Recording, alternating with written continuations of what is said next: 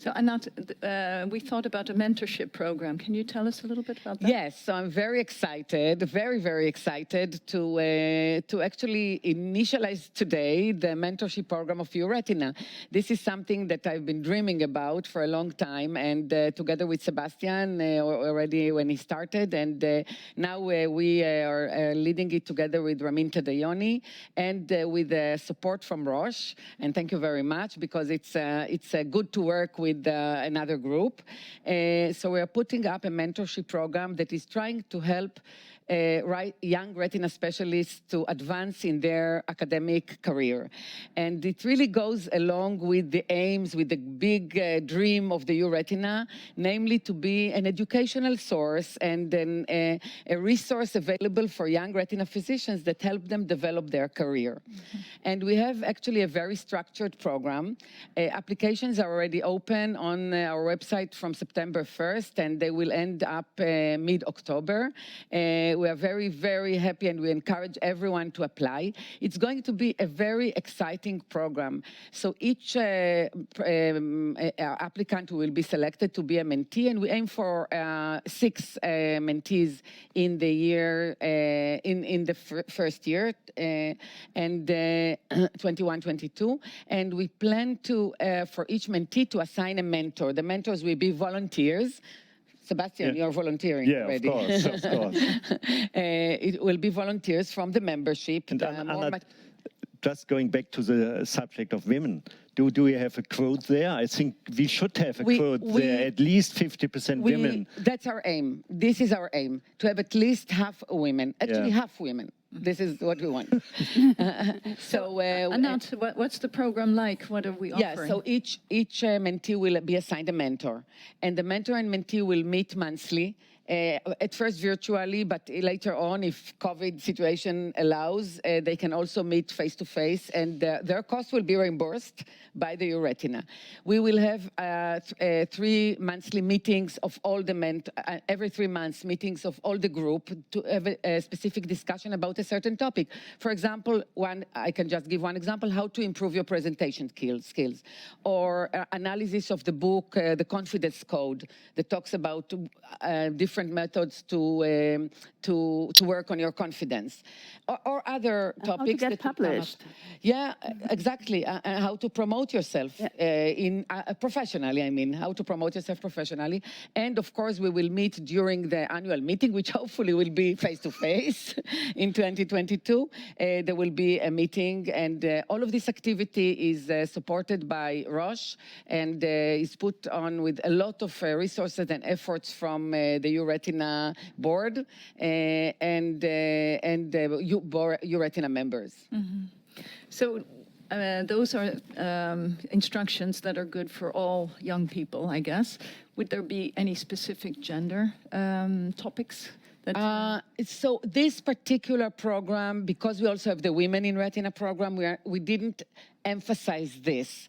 So I don't think that, at least at first, we are going to separate between inside because of gender, because we have the other program. There is a little bit of an overlap in the thinking between the 2 programs, but they are going to be completely different. The mentorship program is actually much more mature. It is already very structured with the help of people that we work with in Roche and us, and we already have a very structured plan for this. The Women in Retina, we are still gathering the information, what is actually needed by the EURETINA membership. Yeah, good. So do any of you have experience being a mentee or a mentor? Yes, at our university, we have a mentorship, and we also have a mentorship program in the German Ophthalmologic Society. So yes, it's great fun to also watch people grow and to give advice and see that this advice is taken and that they finally succeed in wherever they want to be in ophthalmology, whether it's going to be a surgical education or whether it's going to be an academic career. So I think, we have been through all of this, so we are the ones who can really help. Tell the tips and tricks. Yeah, and that I think if you are a leader in your hospital, if you are chair of a department, you have many mentees. Yeah, I know you that have in your worked department, for example, otherwise. Marion looks at you as her mentor. Yeah, and, so I look at you and my mentor for bylaws of EURETINA. You have a lot of mentorship positions. Yeah, it's part of the job. And if you're not doing this well, you're not doing your job well, because you have to promote the younger people, to bring them up. And I think the best results of your career is that you have a few people following you, going to different departments, becoming chair. I think this is the important Then you've done a good job. I try my best. Yeah, I totally agree with Sebastian that each of us is a mentor in his capacity, because each of us has residents, and I mentor my residents every day for surgical procedures, for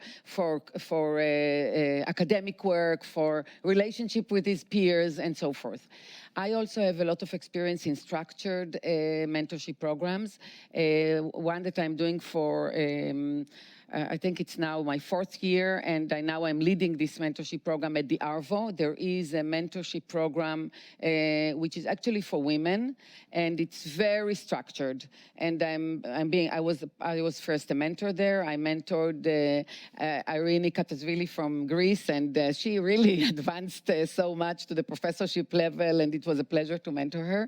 And then after a few years, I became the leader together with Emily Chu and Leslie Heyman and others. I became the leader of this program, and this is a very, like ARVO, it's a very, very structured program.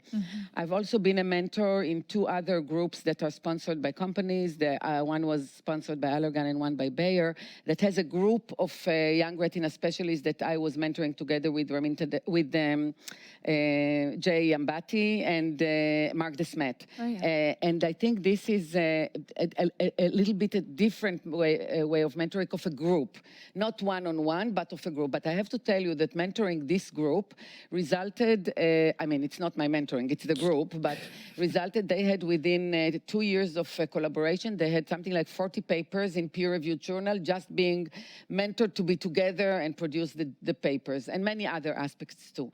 I think now it is a very important part of my work to be a mentor in various capacities. The main one is in our departments. Yeah. Yeah, and we founded several years ago in Germany a mentorship program which actually combines mentor and women in ophthalmology, and this is especially addressed for eye surgery. Because what we see is that whenever residents get trained, then it's more likely to be that the male residents are trained and not the female. And they usually are the first to assist in surgery, and the female are a little bit, I don't know, is it shyness or I don't know. But so we founded this mentorship program, Women in Eye Surgery, and are also trying to make some wet labs and workshops, especially for women, to teach them surgical skills and how they can use that to have a career as eye surgeons. Yeah, I think that this sounds great. So any of you have the experience as a mentee? Were you mentored? I forgot already. No. You forgot. No. You did it all yourself. I did have mentors during my career. During my fellowship, I looked, for example, at Julia Haller as a female mentor, even though I think she was almost my age. I was almost her age, but she was in a leadership position in Johns Hopkins at the time, and Susan Bressler. So these are women that I looked at as mentors in certain aspects. Yeah.